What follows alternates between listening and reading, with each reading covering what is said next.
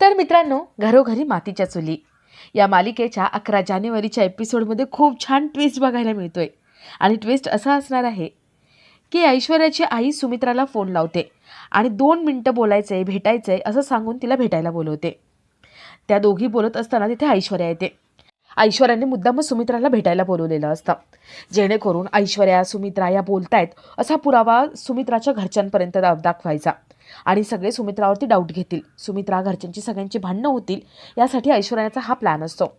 ऐश्वर्या सुमित्राला म्हणते, तुम्ही ऑलमोस्ट मास्कमॅनपर्यंत पोहोचला होतात. त्यावेळेस ना मला खूप आनंद झाला होता. कॉंग्रॅट्स, असं मी करायला सुद्धा येणार होते. ऐश्वर्या सुमित्राचा हात हातात घेते आणि त्याच वेळेला लता तिथे पोहोचते. लता, सुमित्रा, ऐश्वर्या त्यांचे हात मिळवताना फोटो काढते. ऐश्वर्या सुमित्राला खिजवते.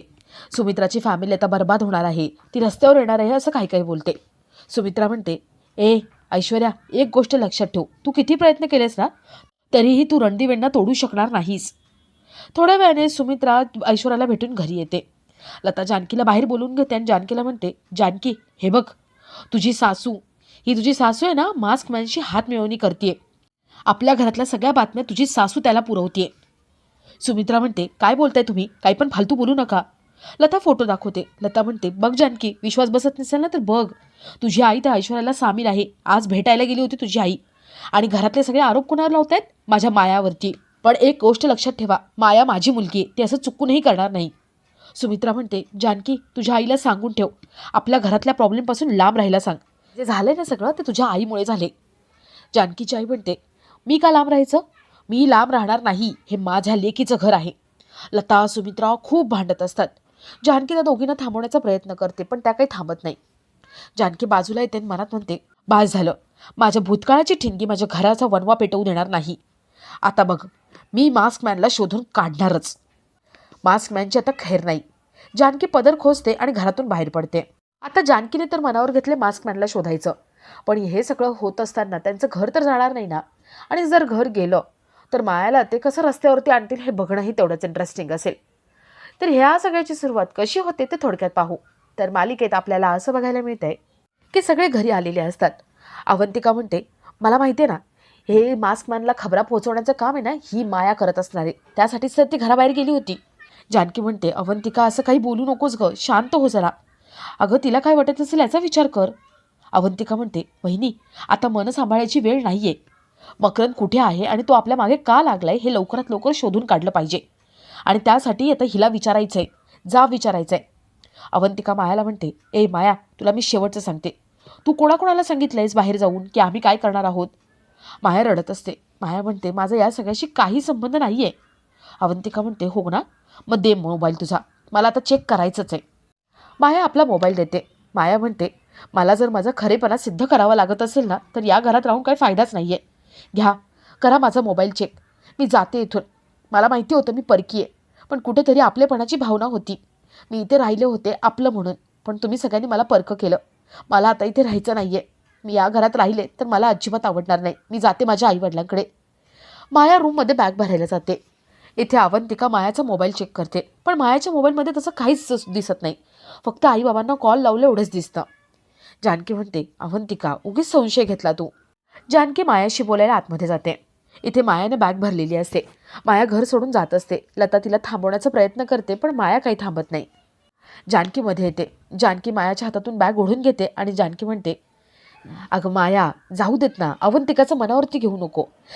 ती एक वकील आहे, त्यामुळे तिला पुराव्यांची भाषाच कळते, म्हणून तिने तुझा फोन काढून घेतला गं. तिची काही चूक नाहीये. मी तिच्या वतीने तुझी माफी मागते. ती पुन्हा असं चुकूनही करणार नाही. माझ्यावर विश्वास ठेव.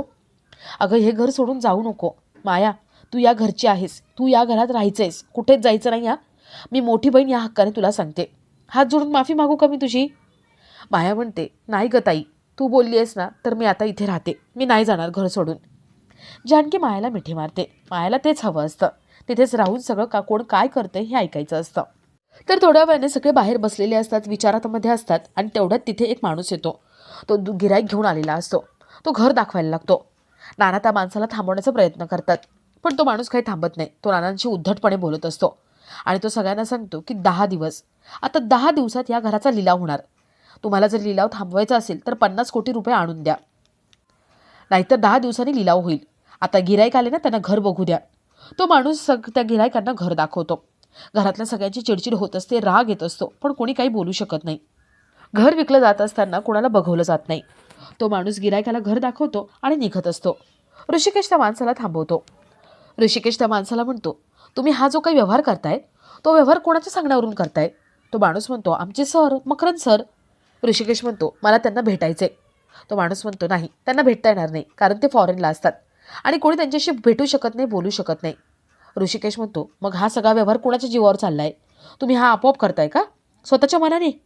तो माणूस म्हणतो, नाही, स्वतःच्या मनाने आम्ही काही करत नाहीये. एक व्यक्ती आहे, ऑफिसची सगळी कामं ती बघते, त्या व्यक्तीला तुम्ही भेटू शकता. ऋषिकेश विचारतो, कोण आहे ती व्यक्ती? तो माणूस म्हणतो, सदानंद देशमुख वकील. त्यांचा कॉन्टॅक्ट नंबर देतो, तुम्ही बोलून घ्या. तो माणूस कॉन्टॅक्ट नंबर देतो आणि निघून जातो. तर इथे सुमित्रा देवघरात देवासमोर प्रार्थना करत असते आणि तिला कावेरीचा फोन येतो. सुमित्रा तो फोन घेते. सुमित्रा म्हणते, आता कशाला फोन केलाय तुम्ही? तुमच्या लेकीने आमचं आयुष्य बर्बाद केले, तेवढं पुरेसं नाही आहे का? आता फोन करून बोलताय? कावेरी म्हणते, अहो, एकदा बोलायचं होतं तुमच्याशी, एकदा भेटायचं होतं. माझ्या मुलीकडून चूक झाली हो, पण ती आता एकटी पडली आहे, तिला साथ हवी हो. एकदा तुमच्याशी बोलायचं म्हणते, प्लीज प्लीज या ना. सुमित्रा आधी नाही नाही म्हणत असते. कावेरी तिला खूप रिक्वेस्ट करते, तेव्हा सुमित्रा भेटायला यायला तयार होते. कावेरी म्हणते, पण तुम्ही एकट्याच या, बाकी कोणाला घेऊन येऊ नका. सुमित्रा ठीक आहे म्हणते आणि ती लगेच ऐश्वर्याला भेटायला जाते. तर इथे जानकीच्या रूममध्ये सगळे आलेले असतात. सगळे विचार करतात की आता काय करायचं. सौमित्र म्हणतो, ते वकील काय आपल्याला सहज सांगणार नाही, आपण त्यांच्याकडून हळूहळू माहिती काढू. जानकी म्हणते, हळूहळू माहिती काढण्यासाठी आपल्याकडे वेळच नाही आहे, काहीतरी फास्ट करावं लागेल.